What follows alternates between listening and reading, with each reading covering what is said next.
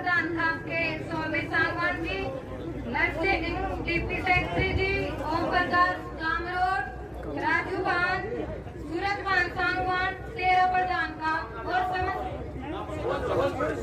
समझ खापों के मेरे जितने भी संगठन के युवा साथी व मेरी मातृशक्ति मेरे पिता समान गुजरे गए हैं, उन सबको प्रणाम।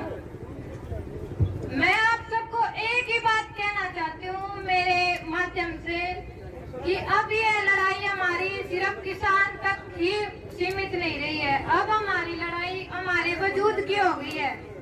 यह लड़ाई हमारे जन जन की हो गई है, क्योंकि इस दमनकारी नीतियों के कारण जो ये सरकार चाल चल रही है, अपनी हमारे साथ इन्होंने ऐसी परिस्थिति पैदा कर दी है कि हमारे आने वाले भविष्य में हमारे बच्चों के साथ, हमारी जमीन के साथ तो इन्होंने खिलवाड़ किया ही है, बच्चों के साथ साथ, और ये हमारे जितने भी धर्म है, जाति है, वर्ग है, संगठन है, हर चीज को 35 एकता नारा देके बांटने का कार्य किया है। और मोदी साहब ने सत्ता में आने से पहले हमारे साथ 3 वादे किए थे।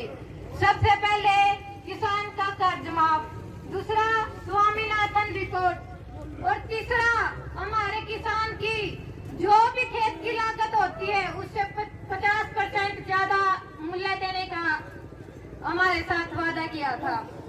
फिर कोरोना काल आ गया था, जिसमें मोदी साहब ने कहा था कि सोशल डिस्टेंसिंग रखे, जो भी है हमारे कोरोना काल में मास्क का, किसी भी चीज का जो भी बात थी हमने उसका समर्थन किया, क्योंकि हम चाहते थे एक ऐसी भयानक बीमारी है जो हमारे देश में फैल चुकी है और हमें मोदी साहब का समर्थन करना चाहिए। कोरोना काल चल रहा था, हम सब कोरोना काल में व्यस्त थे, किसान इधर से उधर निकल नहीं रहा था, सब अपने घरों में व्यस्त थे, तो एक मोदी तानाशाही दिया सरकार हमारे खिलाफ हमारे 3 कृषि कानूनों को पेश करने का काम कर रही थी। इस निकम्मे सरकार ने, गद्दारी सरकार ने जो हमारे कृषि कानून है 3, आप सबने, मेरी माता बहना ने, बुजुर्गों ने, सबने भेजा है।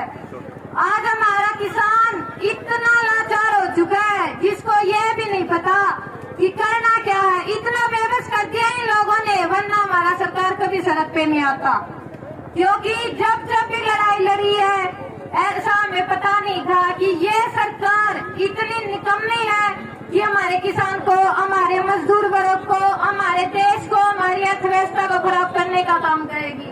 इसलिए हमने कमल नहीं खिला था कि हमारे देश में आज ऐसी सिचुएशन पैदा कर देगी। हमने सिर्फ इसलिए कमल खिला था क्योंकि हमने बहुत सी सरकार देख ली थी, कांग्रेस सरकार, उससे पहले जो सरकार थी, क्योंकि कांग्रेस ने भी यही हाल किया था। हम चाहते थे कि हमारे देश की अर्थव्यवस्था सुधरे, हमारे देश में विकास हो। ऐसा कुछ करने का काम नहीं किया। इस जुल्मी सरकार ने कृषि कानूनों को पेश करके हमारा ऐसा हाल कर दिया है, आज हम ना मरते ना जीने के लायक रहे। मेरे किसान भाई बॉर्डर पर 300 शहीद हो गए। आज हमारा ऐसा समय आ गया है, क्योंकि हम जीते हैं तो हमारी मातृशक्ति, जितने भी हमारे भाई हैं, हमारी जमीन के कारण जी रहे हैं। ऐसा तो नहीं है हमारे समाज में, हर घर में हम कोई नौकरी बने। आधे से ज्यादा मेरी जनसंख्या मेरे प्रदेश की ऐसी है जो हमारी जमीन पे निर्भर है। इसलिए हम मोदी को बताना चाहते हैं कि हमारे साथ ऐसा ना करे, क्योंकि अब हमारी बर्दाश्त करने की सीमा समाप्त हो गई है। और इस तानाशाही सरकार को इसका यह अंदाजा नहीं है कि हमारा किसान आपको गद्दी पे बिठा भी सकता है और इसी गद्दी से उतार भी सकता है।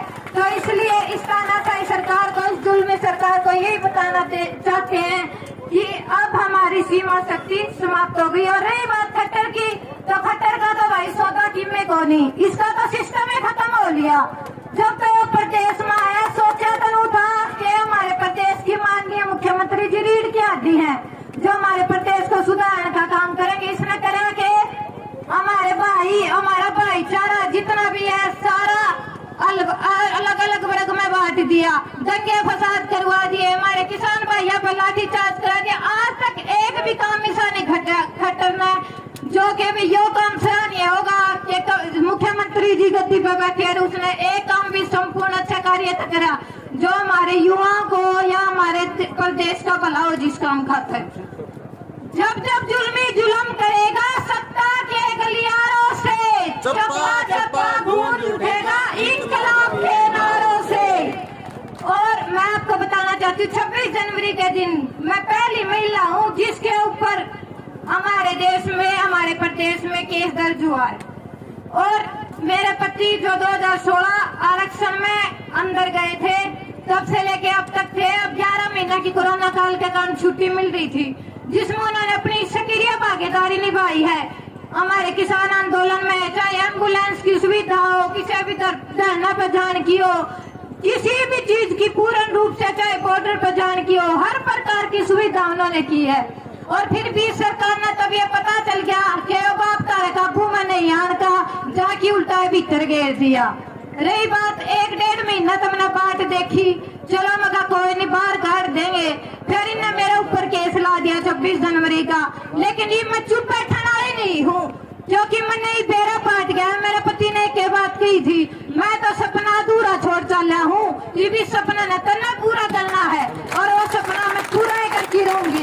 और सबसे लास्ट बात मैं बताना चाहती हूँ कि जितने भी मेरे युवा मातृशक्ति है, मेरे युवा है बुजुर्ग पिता समान है, वो एक मेरी मातृशक्ति को आगे लाने का काम करे क्योंकि आज हमारी मातृशक्ति बहुत कम है।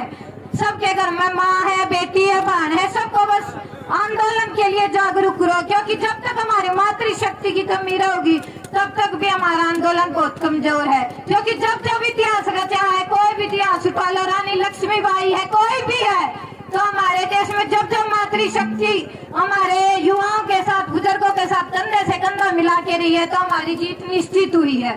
जय जवान, जय किसान, आवाज दो, किसान मजदूर एकता।